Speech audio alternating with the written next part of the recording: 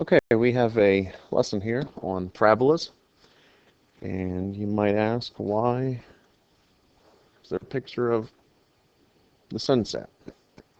Well, it's not the sunset that we're talking about. We're talking about the dolphin. It's a parabola, right? The dolphin jump. That's what we're talking about. So, in parabolas can be used talking about nature and animals. Once again, in nature, you maybe describe waves. I know that's not an exact parabola, but parts of the wave could be described as a parabola. When we talk about up here, we talk about satellites. Satellites from like a side view would kind of look like that. And so like we have, if you look at your satellite at your house, you probably have a thing sticking out of the middle of it if you have satellite TV. If not, maybe you'll drive by one of these big satellites. But what happens is the signal bounces off of the side and into the transmitter there to the middle. How about this? Parabolas at roller coasters and headlights. Headlights kind of fall under this category. That's what they look like. Although headlights go in the opposite direction. You have this light bulb, and I know the light bulb emits lights this direction, but it also emits light in this direction, which bounces it out, and it bounces the light out, so that way you can have light all parts of the road, or all parts of wherever you're driving.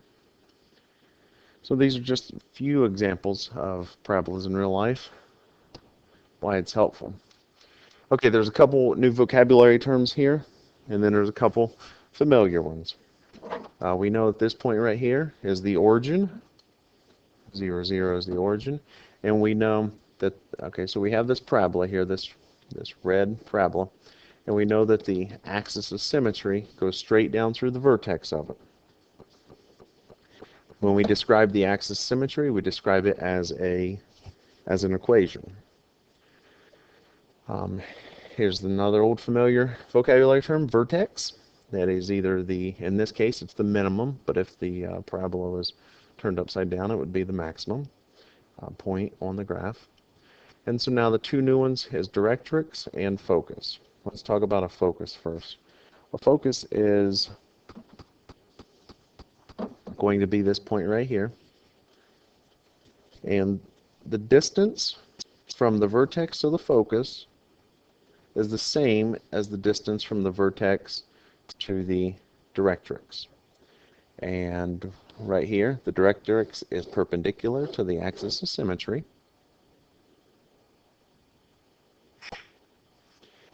Let's see, what else do we know? The vertex is going to be halfway between the focus and the directrix. And then the focus also lies on the axis of symmetry. Okay, so we're looking here. There's one other property that I do not have marked up here. So if we look, okay, the focus. If we have this line right here to this point, well, when we drop a perpendicular down to the directrix, the distance of those two segments are going to be congruent.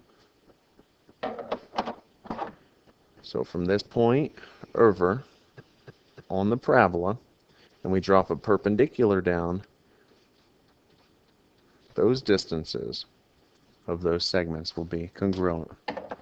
And then this one right here to this one right here. So when you take a point from the focus to the parabola, and you drop a perpendicular down to the directrix, or I guess you could possibly drop a perpendicular up if the parabola was turned upside down, then you would have some congruent segments there. So focus. Okay, let's talk about some things that we know. about a focus. So if we're going to label the vertex, in this case, the vertex is going to have an x value and a y value, right? Well, won't the focus have the same x value? Now, the y value is going to be different, but the x value of the vertex is the focus because the axis of symmetry, in this case, has an equation, x is equal to something. In this case, it's probably 1, I think. But the axis of symmetry will tell you the x value of the focus and the x value of the vertex.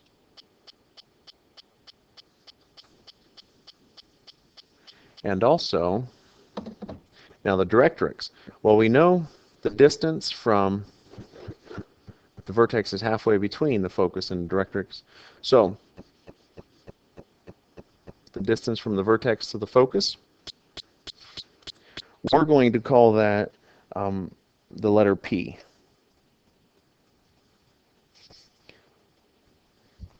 And so we're always going to label this as P.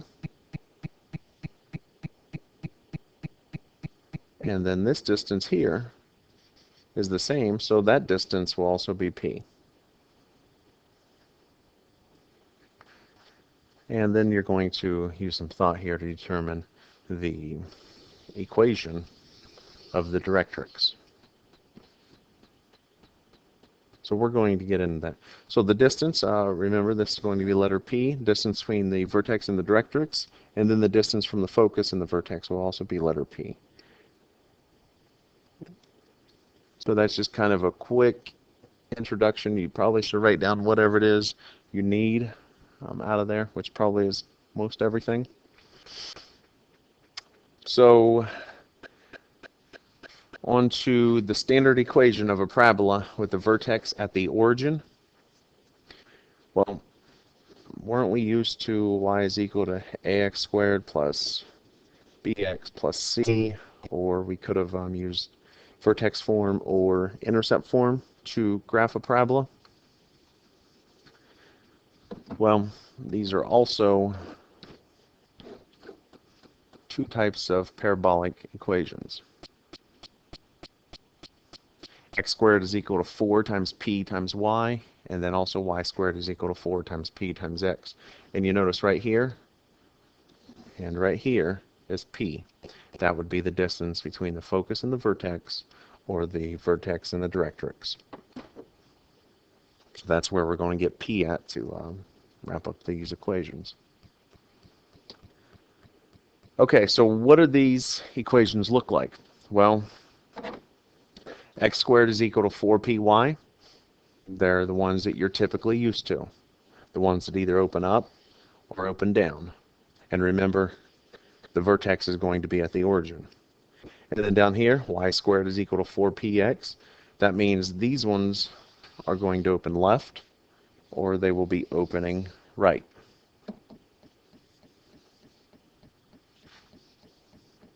And so that's what the y squared is equal to 4px. Those equations look like. All right, so a couple things that you have to recognize.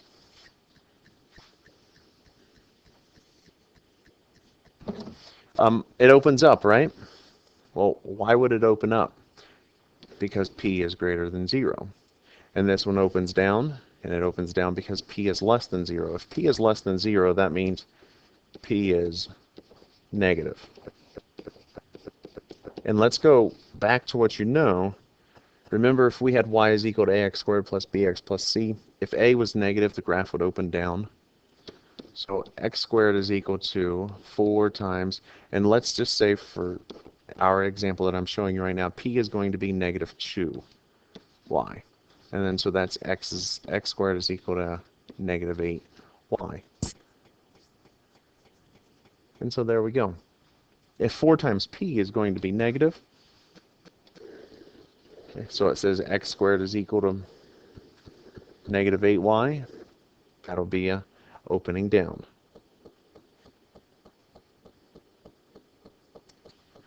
And then so if we look at the graphs down here at the bottom, y squared is equal to 4px. Right here. If the graph opens to the right, that means p is greater than 0, which means that it's positive. 4 times p would make a positive number. And then if it opens to the left, p would be negative. And you might ask, if we look here, this is 1.5 away, so 1.5 away. So right here is going to be the focus. And this is how we get a negative distance of p, because the focus is going to be negative p, 0 in this case. And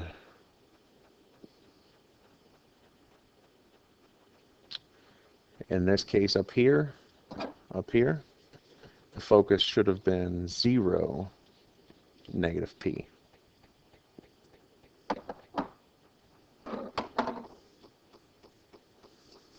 And so that's how you get the negative value to make the graph open left, or the negative value to make the graph open down. So here's some things that you're just going to have to memorize. You're going to have to memorize what these graphs look like. You're going to memorize the equations, and if they open up or if they open down. And so this is what you should have known.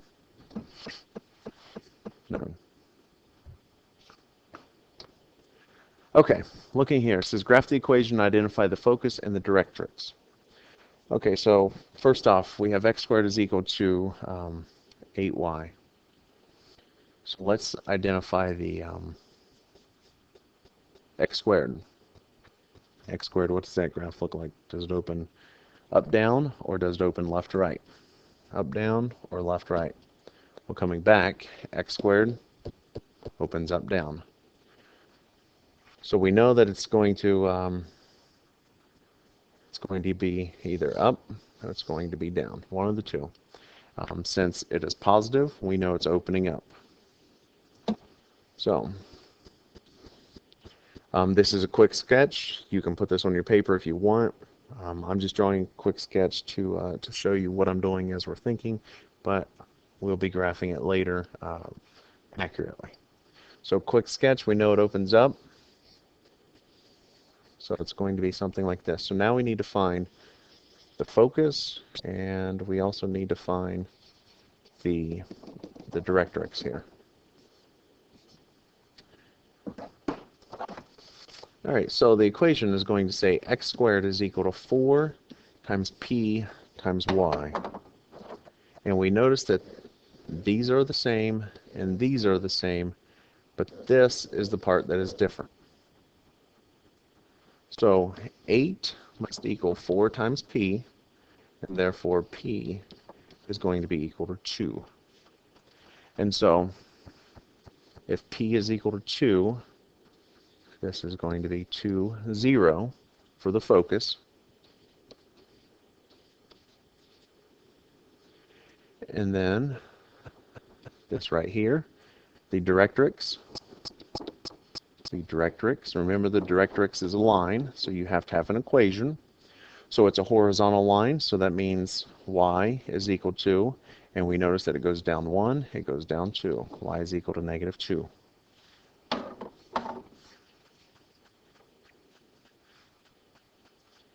And there we go. We've identified the focus and the directrix. Now, let's get our equations to graph. X squared is equal to 8y. So this says x squared is equal to 8y. So we have x, y. What's the vertex? The vertex is 0, 0.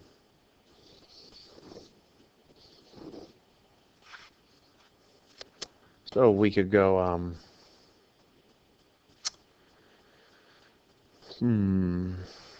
we could go negative 1 and positive 1, and we can go negative 2 and positive 2. But I don't know if that's going to be the best way to graph it. I'll go negative 1 and positive 1 at the moment to show you. So if x is equal to positive 1, So that means we're going to have 1 squared is equal to 8y, which is 1 is equal to 8y, and then y is equal to 1/8.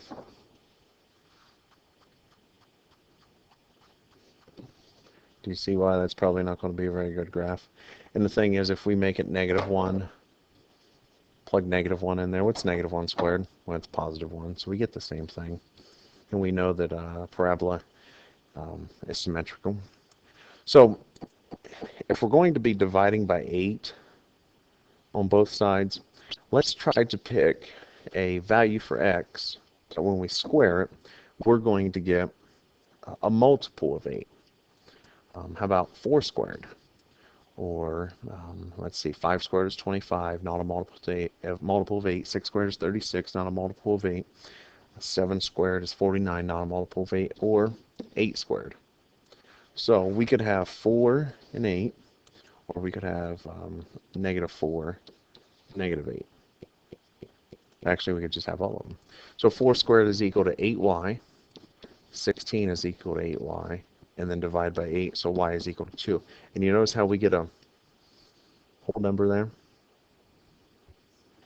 We do not need to deal with fractions. 8 squared is equal to 8y.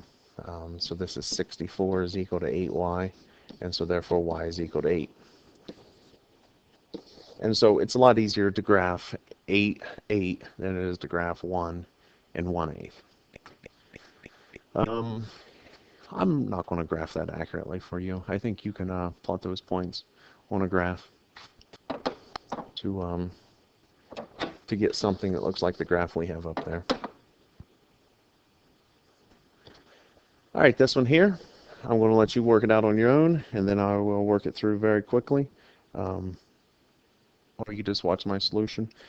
For this one here, first off, you want to try to get y squared by itself in order to solve this. So let's go ahead and do that. If you want to pause here and then work it out and then try to match it up, make sure it matches mine, that'd be great. If not, watch along. Okay, so we're going to add x to both sides, and then we're going to divide by 12 to both sides, but in dividing by 12, that's almost like having the fraction 1/12 there. Okay, so we know that this is y squared is equal to 4p times x. So we know the y squareds match up, and we know the x's match up, so therefore 1/12 must equal 4p. Well, I hope you know how to divide fractions, because when we divide by 4 and we divide by 4,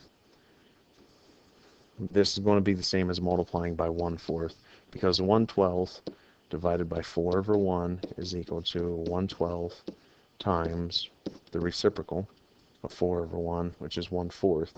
So ideally, I'm hoping that you are becoming accustomed to fractions and realizing multiplying by 4, you can multiply by 1/4 to cancel out and leave you with p. So 1/12 times 1/4 will leave you 1/48. And so that's what p is equal to. Now, 1/48, that's the distance between the vertex and the focus, and that's also the distance between the vertex and the directrix. Okay, so we're looking at this equation. Does it open up, down? Does it open left, right? Okay, well, it's a y squared, so it's a left-right equation, and we notice that 4p is positive, so that means it's going to open right. We know the vertex is at the center of the, is at the origin. So this is what we have. So this is a microscopic view of this, because this focus is going to be, all right, so it's 1/48 away from the vertex. So that's to the right, 1/48, and that's up and down 0. The directrix is the same distance away, except that it's going to be in the opposite direction. It's going to be in the negative direction, right? So the directrix here, let's see, it's in the negative 1/48, Now what's the equation? Because the directrix is an equation, it's a line. So it crosses the x-axis. It's vertical. So it's x equals negative 1/48. Should I have that on this one over here? Let me look here. Yep, I had -2 here. All right, I just want to make sure I had that. All right, so then here, so we have x equals negative 1/48. It's basically the graph. Now we need to get some values to plug into a table here. Okay, so we know that we're looking at y squared is equal to 1/12 x. And so we know the vertex is at 0, 0. We're going to have to square. We're going to square a number, and then we're going to have to multiply by 12. Well, if we squared y, let's find values of x. Let's plug in values of x.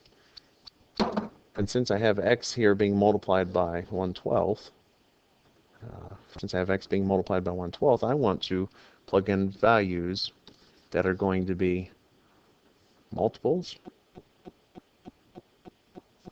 of 12. Multiples of 12. Okay.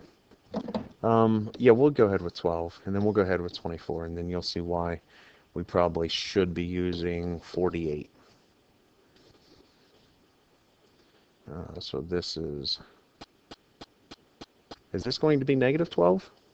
Can I have this for an x value of -12?